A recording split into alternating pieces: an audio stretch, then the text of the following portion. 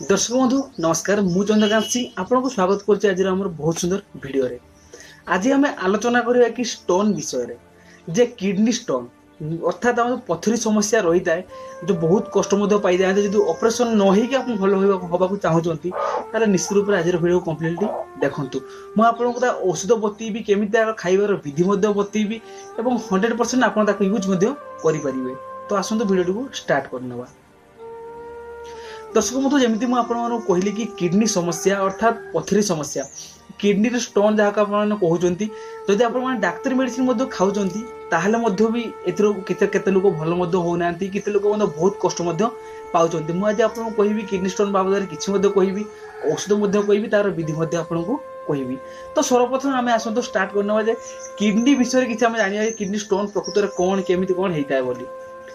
तो जदि आपणकर पित्ताशय किसी असुविधा अच्छी जदि आप अधिक समय भोकर रोचे ताले एमती समस्या होते किडनी रे स्टोन होता है आपंकर पेटर स्टोन होता है जहाँ को आपने पथरी समस्या बोली आम ओडिया कहे। तार मुख्य कारण हूँ पित्तगत समस्या कारण अर्थात आम पेटर जो हजम रस आपंकर झरुची सबुदिन सब मुहूर्त जदि आप आवश्यक समय खाऊना खाद्य को से पित्तरस गोटे पाखे ठूल ठूल हो जमा हो जाए आ धीरे धीरे स्ट्रंग हो जाए बहुत टाण हो जाए से पथरी बोली कहूचे। और से जिनटी कौन सी कारणवश जब आप किडनी को चलीगला अर्थात आप परिश्रा आकार जीवा पूर्व आप किडनी को पड़गला तार किडनी स्टोन बोली आपने कहते। से किडनी छोट होता अबा बड़ होता 100% भल होबार चांस अच्छी किंतु मुझे कौन रोगी उपर एप्लाय करना कि जेहेतु मुझे तार प्रयोग जानी बहुत बड़ बड़ आयुर्वेदिक वैद्य मान सागर मोर मिलामिशा होती सजेसन नहीं उपाय से चिकित्सा कर मो पाखे एमती कौन प्रकार पेसेंट आसीना जहाँ कि मुझे मेडिसिन को एप्लाय करें किंतु आपको मुझे जो कहूँ आप एप्लाय कर सुस्थता निश्चित रूप निश्चित ही अनुभव करेंगे या ग्यारंटी मुझे दूसरी। अन्य गोटे कथा हूँ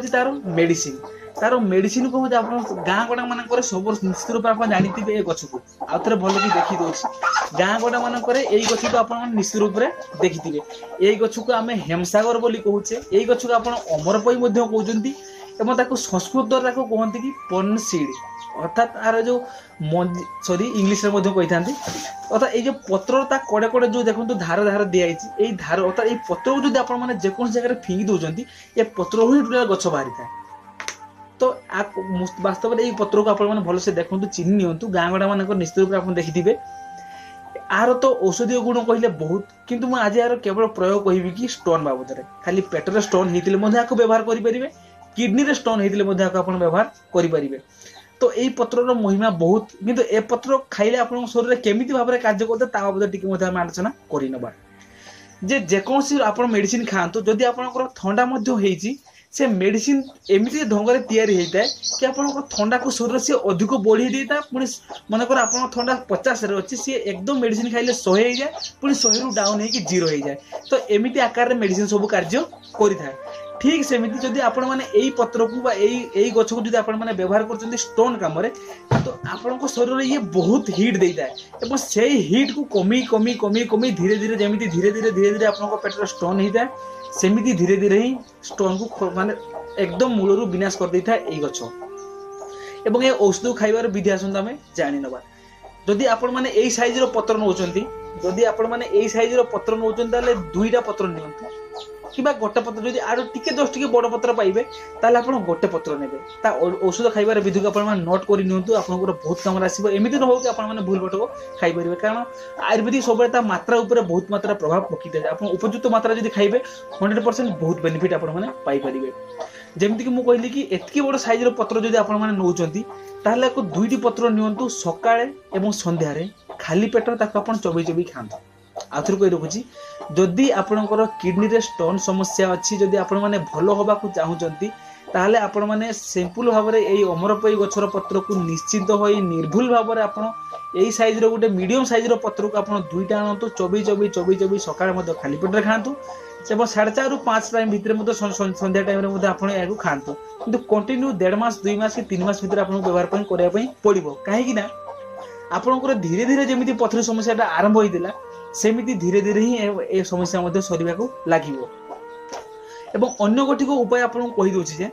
जेतेबेली आपन आको व्यवहार करिवे ए जे फास्ट एमिति चुबी चुबी खाइबा कथा म आपन को कहिली केतक पेशेंट अच्छा चुईया टिके कष्ट लगे से केस मैंने कौन करेंगे ना एमती पत्र को यही सैज 3टी 4टा पत्र आप जितना भी आप पत्र नियंतु मोर किसी कहबार नहीं आप अनुपात देवे कि गोटे स्पून अर्थात गोटे चामच रस आप अनुमान करेंगे गोटे चामच 2 मीडियम चामच जमीक कहली ये गोटे छोट चामच जमी आपको कहली यही चामच अनुपात भी आप कौन करेंगे 2 चामच रस बाहर करेंगे तो केतटा पत्र कले आप निजे अनुमान करेंगे तो ये चामच आप 2 चामच रस ने भल देखिए मन देखिए शुणु नोट कर 2 चामच आप रस ने और आउ गोटे जिस कौन करेंगे ना ठीक यही स्पून जो स्पून आप रस नौ से स्पून हाफ स्पून आप महू ने तो हाफ स्पून महू ने अन्य गोटिक मेडिसिन आप लगे शिलाजित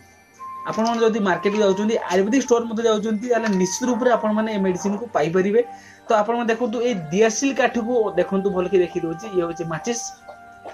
ये दियासिल काठी को शिलाजित जो आप मेडिसिन आने से मेडिसिन आप जस्ट एमती बुड़ी देवे बुड़ी देला जो गोटे ठोपा बाहर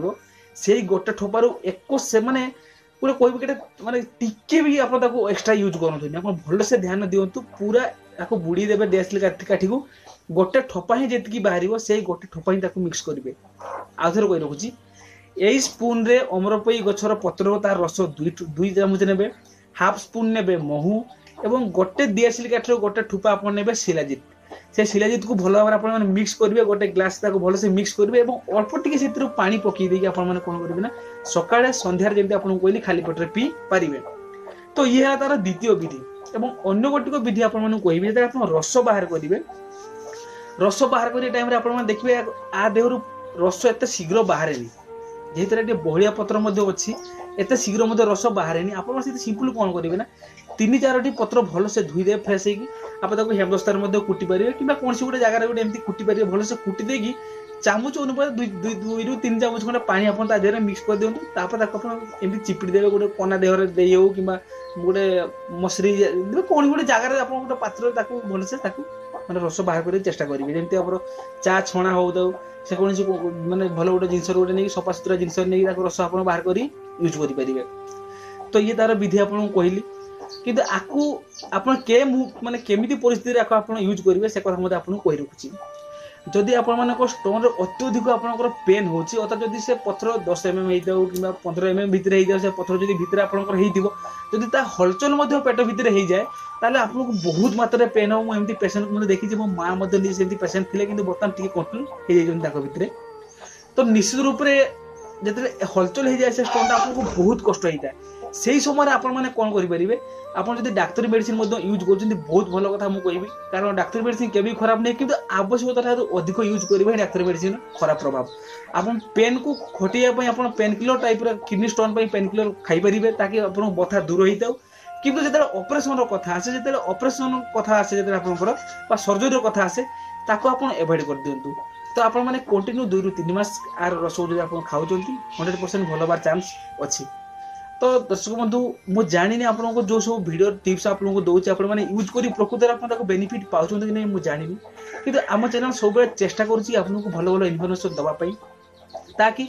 आयुर्वेदिक महत्व रहू समस्त व्यवहार करूँ भल सुस्थ होकर रुहतु बोली जदि आपको टिकी ना टिकी आपको हेल्पफुल लगुव कि आप उपकार आसुव चैनल माध्यम होता भिडियो जो आप देखिए किसी शिखी पारे तो निश्चित रूप से आप बंधु परिजन मान पाक भिडियो को शेयर करूँ ताकि से रोगर उपशम हो पारतु आप पुण्यर भागी हो पारे और आमको उत्साहित करने भिडियो को लाइक करूँ और आम चैनल अर्थात आम परिवार सह आप जोड़ी एमती रही निश्चित रूप से चैनल को सब्सक्राइब करूँ आगामी भिडियो आम जाना कि